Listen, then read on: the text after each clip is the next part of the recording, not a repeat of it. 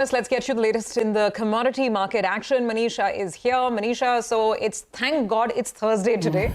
Tell us what's happening with the commodity markets.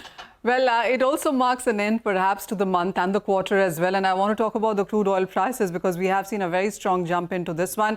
If you look at the prices, we are trading at a multi-week and a multi-month highs depending on which variety you're looking for. So we are looking at a strong month, strong quarter as well. So when you look at the month of March itself, we are up by 6 to 7% for both the crude varieties. And for this quarter until now, for this year until now as well, we are up by 14 to 15% for both the varieties there. There have been various reasons that you have seen support coming in from. To begin with, it has been about the US inventories, and that clearly is the latest trigger point where you have seen an inventory buildup of 3.1 million barrels in US, but that is below street expectations. The US production in the meanwhile is very close to all-time highs, but that's exactly what the physical demand in US also seems to be looking like. Come to Middle East, and near 12% of Russia oil refining capacity is shut down due to Ukraine drone strikes, and the street is looking at this number in addition to what Russia has pledged to cut in sense of output and exports as well. OPEC and allies, as we've been talking about, have continued to maintain production cuts for the coming quarter as well until the end of June. So that tells you that much of the OPEC supply is going to be continuing on the weaker side there.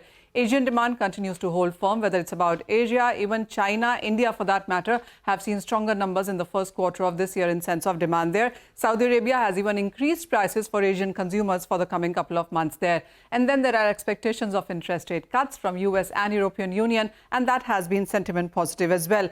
The outlook is very important to watch out for, and many of these banks and brokerages actually have been updating it. So Goldman Sachs continue to hold their view that $70 to $100 a barrel is what they're looking at in sense of crude prices range.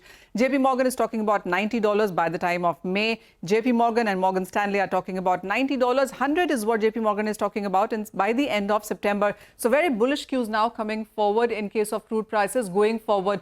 The first quarter has already given you 14% of gains, and from these 86, 87 kind of levels with the expectation that 95 is where the next quarter could end is a bullish statement coming in. Bank of America, Stanchart also are talking about 94 to 95 by the time the second quarter ends, and Macquarie talks about $90 by the month of June. So each forecast that you're looking at is talking about 90 plus kind of levels for the coming quarter.